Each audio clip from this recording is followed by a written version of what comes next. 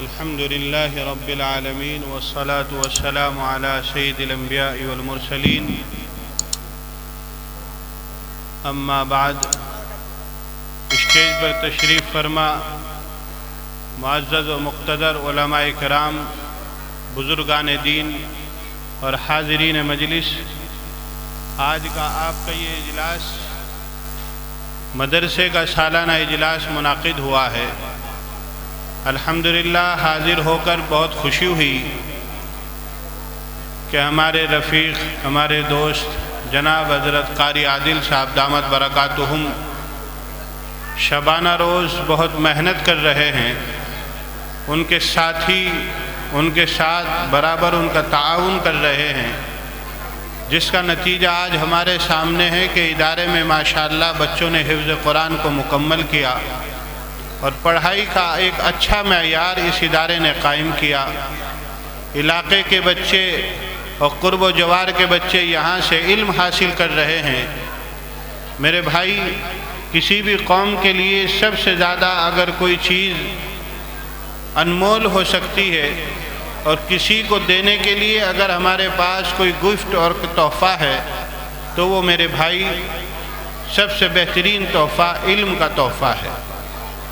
علم ایک ایسی چیز ہے کہ اگر آپ کسی کو کوئی بھی تحفہ دے دیں، اس کے خراب ہونے کا، اس کے کھو جانے کا، اس کے ضائع ہو جانے کا، اس کے برباد ہو جانے کا پورا اندیشہ ہے۔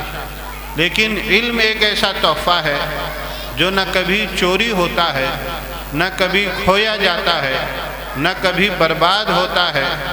علم ایک ایسی دولت ہے کہ اگر آپ کسی کو مال کا تحفہ دیں گے تو مال کی حفاظت انسان کو خود کرنی پڑتی ہے۔ مال کے چوری ہونے کا خدشہ انسان کو لگا رہتا ہے۔ مال اگر کسی کے پاس زیادہ ہو جاتا ہے تو اس کے حاسدین بڑھ جاتے ہیں، لیکن اللہ تعالیٰ نے علم کے اندر یہ خصوصیت رکھی ہے کہ علم انسان کی خود حفاظت کرتا ہے۔ علم کے چوری ہونے کا خدشہ نہیں رہتا۔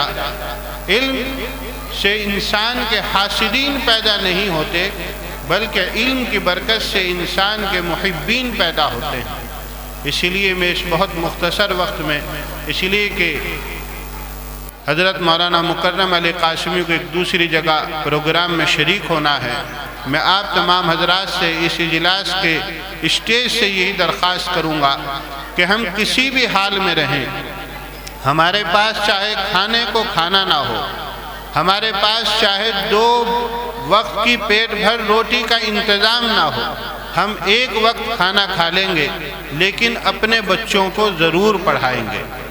ہم جب یہ کہتے ہیں کہ اپنے بچوں کو پڑھاؤ تو بہت سے احباب یوں کہتے ہیں کہ مولانا نوکری تو ملتی نہیں، پڑھا کے کیا کرنا ہے، لاکھوں روپیہ پڑھائی پہ خرچ ہو جائے گا، بچہ پھر بھی ویسا کا ویسا ہی رہے گا۔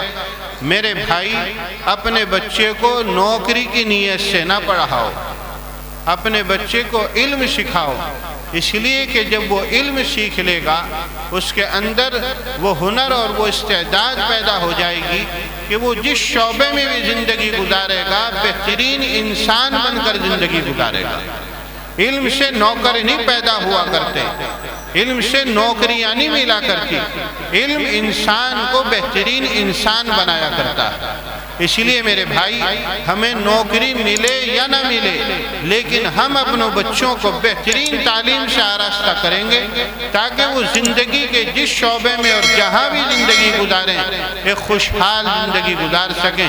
ان کا قلم کسی کا محتاج نہ بنے، ان کی زبان کسی کی محتاج نہ بنے، وہ اپنا کام خود کر سکیں، خود لکھ سکیں، خود پڑھ سکیں، اپنی ضرورت کو خود پورا کر سکیں۔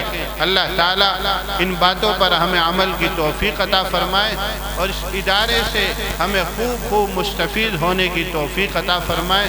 اس شعر کے ساتھ میں اپنی بات کو ختم کر رہا ہوں۔ یا اللہ تو ہمیں عامل قرآن کر دے، آمین کہو۔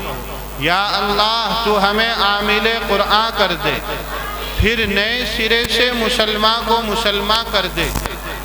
وہ پیغمبر جس کو سرتاج رسول کہتے ہیں، یا اللہ تو اس کی امت کو عامل قرآن کر دے۔ آمین وآخر دعوانا الحمد للہ رب العالمین.